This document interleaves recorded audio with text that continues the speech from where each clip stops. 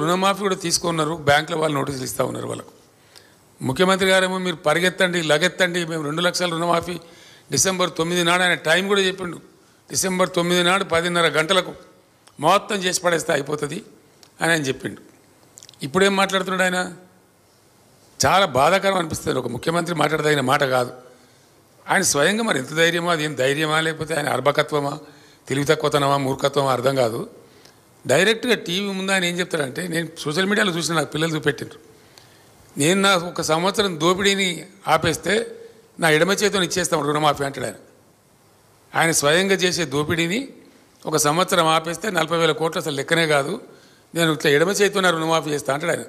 ఎవరు చెప్పాలి ఆయనకు? ఒక వ్యక్తి యొక్క మూర్ఖత్వానికి కూడా అవధులు ఉంటాయి. ఏం మాట్లాడుతున్నామో తెలిసి అంత ఒళ్ళు తెలియకుండా మాట్లాడకూడదు. అది మీడియా ముందు అసలు మాట్లాడకూడదు. ఎందుకంటే ఇది సోషల్ మీడియా యుగం. మీడియాలో వస్తే ఒక టీవీలో వస్తే టీవీలో ఆగుతలేదు. లక్షల బైట్స్ రూపంలో సోషల్ మీడియాలో, ట్విట్టర్లో, ఇన్స్టాగ్రామ్లో, ఫేస్బుక్లో పోతూనే ఉన్నది. ఆ మాట మాట్లాడరు. రెండవది, ఏ ఊరుకోతే ఆ దేవుని మీద ఒట్టు పెట్టుకోవడం. డిసెంబర్ 9 పోయింది, ఇప్పుడు మళ్ళీ ఆగస్టు 15. తెలివిగానే ఏ సంవత్సరం ఆగస్టులో చెప్తలేడు. ఏమైనా అయ్యాక అర్థమైతలేదు. అది ఏ ఆగస్టు అర్థమైతలేదు. నేను ఆగస్టు అన్నా కదా, వచ్చే సంవత్సరం ఆగస్టు అంటాడు రేపు. అప్పుడు ఏం చేయాలా? ఇటువంటి అనుమానాలు నేను చెప్తున్నా కాదండి. నేను సాయంత్రం పూట వెళ్తుంటాను. ఎందుకంటే బాగా 46-47 డిగ్రీలు ఎండ ఉండే, ఇంట్లో కూర్చునే ఇంత భరించరాకుండా ఉండే. ఆ టైంలో వచ్చేది నా దగ్గర సమూహాలుగా రైతు సంఘాలు కానీ వీళ్ళు కానీ వాళ్ళు కానీ వస్తే వాళ్ళతో చిట్చాట్ చేస్తే వాళ్ళు చెప్పిన ముచ్చటైంది. నాకన్నా కూడా వాళ్ళు ఎక్కువ అడ్వాన్స్ ఉండరు. నేను ప్రతిపక్ష నాయకుడిని అయినా వాళ్ళే అనుమానం వ్యక్తం చేస్తారు. ఈయన ఆగస్టు అంటుండే, ఏ ఆగస్ట్ సార్ అని నన్ను క్వశ్చన్ చేస్తే మీరు ముఖ్యమంత్రిని అడుగురా బాబు, నన్ను ఎందుకు అడుగురని నేను చెప్పిన. అట్లా ఆ రకంగా వ్యవసాయ రంగాన్ని పూర్తిగా నిర్లక్ష్యం చేయడం. అసలు ఈ ప్రభుత్వం మాకు ఒక శాపమా అని రైతులు మాట్లాడిన మాటలు కూడా నేను సోషల్ మీడియాలో చూసిన. ఈ ప్రభుత్వం రావడమే మాకు ఒక శాపంలాగా ఉంది అని రైతులు భావించడం, దాంతో కూడా చాలా గందరగోళం వచ్చింది. ఆ రైతు భరోసా అని చెప్పి భరోసా లేదు, మను లేదు, రుణమాఫీ లేదు. ఆ ఒట్లు పెట్టుకోవడం కూడా ఒక పెద్ద జోక్ అయిపోయింది. ఏ ఊరికోత ఆ ఊర్ల దేవుళ్ళ మీద ఒట్లు పెట్టడం. ఇక నేను చెప్పినగా కేసీఆర్ను తిట్లు, దేవుళ్ళ మీద ఒట్లు, ఈ 2 తప్ప ఇంకో కార్యక్రమం లేకుండా పోయింది. తద్వారా జరిగిన బాధ ఏంటంటే పంటలు ఎండిపోయింది. ఆ పోను మిగిలిన ఉందా అంటే, ఆ మిగిలిన పడిన దాన్ని మనం కొంటారా అంటే అది కొంటలేరు.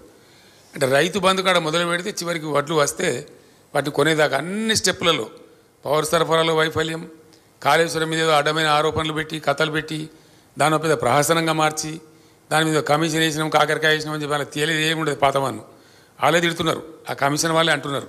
అట్టెట్లా వదిలిపెట్టినండి 3 నెలల ముందే పనులు మొదలు పెట్టాలి, ఎట్లా నిర్లక్ష్యం చేసినామని మాట్లాడుతున్నారు. వాడు కూడా నేషనల్ డ్యామ్ సేఫ్టీ అనేది వాడదే మాట మాట్లాడుతున్నారు. ఎట్లా వదిలిపెట్టినండి ఇన్ని రోజులు నాకు అర్థం కాదు, ఇది రిపేర్ చేసుకోవాలి కదా ఇమీడియట్గా అని వాళ్ళు కూడా తిడుతున్నారు. ఇలా ప్రభుత్వాన్ని నిందిస్తున్నారు. అట్లా చేసి గోదావరికి 80-90 టీఎంసీల నీళ్ళు వదిలిపెట్టి నీళ్లు సరఫరా చేయలేదండి. చెరువులు నింపలేదు, చెక్ డ్యాములు నింపలేదు, భూగర్భ జలమట్టం పడిపోయింది. లక్షల రూపాయలు మళ్ళీ వేస్ట్ చేసుకున్నారు. లక్షల రూపాయలు రైతులు బోర్లు వేసి పాపం చివరి దశలో 2 తల్లు పెడితే పండుతుంది, 3 తల్లు పెడితే పండుతుంది అనే ఆశతోని కరెంటు సరిగ్గా రాక మళ్ళీ బోర్లు వేసుకుంటే చాలా భయంకర భూగర్భ జలమట్టం పడిపోయింది. బోర్లు వేసుకున్నారు, చాలా పెద్ద ఇబ్బంది వచ్చింది. అంటే ఒక సింగిల్ ఇన్పుట్ ఎన్నిటికీ నష్టం చేస్తుంది. అంటే ఒక నీళ్లు అనేది మంచినీళ్ళ కరువు, సాగునీళ్ళ కరువు, పంటలు ఎండిపోవటం, చెరువులలో చేపలు ఎండిపోవటం, ఇవన్నీ భయంకరమైనటువంటి దృశ్యాలు వెరీ షార్ట్ పీరియడ్లో రావడం. బీఆర్ఎస్ గవర్నమెంట్ ఉన్నప్పుడేమో మత్స్యకారులు మమ్మల్ని అడిగేది, సార్ పూర్తి లాస్ట్ చివరి విడిగా చేపలు పట్టుకోలేకపోతున్నాం సార్, కొన్ని నీళ్ళు ఖాళీ చేయించండి, ఫైనల్ మేము దాన్ని లూటీ చేసుకోవడం అంటారు, చెరువు లూటీ చేసుకోవడం అంటారు, లూటీ చేసుకోలేకపోతున్నాము, నీళ్ళు వదిలేయండి సార్ అని అడుగుదురు. అట్లాంటిది ఇప్పుడు నీళ్ళు పోయి చెరువులు ఎండిపోయి, చాలా వేలాది చెరువులు ఎండిపోయి ఆ చెరువులలో చేపలు చచ్చిపోయినాయి. ఆ విధంగా చేన్లని పశువుల మీద కొందరు వదిలిపెట్టినారు, కొందరు కాలబెట్టుకున్నారు, రకరకాలుగా బాధపోయినరు. ఆ రకంగా అది పోయింది. ఫైనల్గా ఇంకోటి ఏంటంటే బోనస్ మేము 500 రూపాయలు క్వింటల్కి ఇస్తామన్నారు. వీళ్ళు వచ్చిన తర్వాతనే వానాకాలం పంటలు వచ్చినాయి, దానికి ఎగబెట్టారు, మళ్ళీ పంట నుంచి ఇస్తామన్నారు. ఈ పంట కానీ ఇస్తున్నారా అంటే అసలు దాని మాట కానీ, దాని ఊసు కానీ, దాని ప్రయత్నం కానీ లేదు, ప్రయత్నం లేదు, ఏమి లేదు. బోనస్ అనేది బోగస్ అయిపోయింది. అది కూడా బాగా ప్రజలు ఆగ్రహానికి గురవుతున్నారు. చాలామంది రైతులు చెప్పేది ఏంటంటే బోనస్ అట్లా చావని కనీసం మద్దతు ధరను ఇప్పియండి అని మొత్తుకుంటున్నారు. వెరసి top to bottom Rythu Bandhu పెట్టుబడి సహాయం కాడి నుంచి మొదలు పెడితే పంటల కొనుగోలు దాకా కూడా నీళ్ళు ఇవ్వడంలో కరెంట్ ఇవ్వడంలో విఫలమై లక్షల ఎకరాలు ఎండబెట్టి మోటార్లు కాలబెట్టి కూడా ఈ ప్రభుత్వం ప్రజల యొక్క ఆగ్రహానికి గురికాపోతున్నది. అది వాళ్ళ దుష్పరిపాలనే వాళ్లకు శాపంగా మారుతున్నదని నేను మనవి చేస్తా ఉన్నా. The tourism industry has been flourishing in the past few years. There is a huge demand for tour operators, forex managers and hospitality partners. I am sure I would fit right into this path. I would like to learn from the best. Sun International, Hyderabad, Visakhapatnam.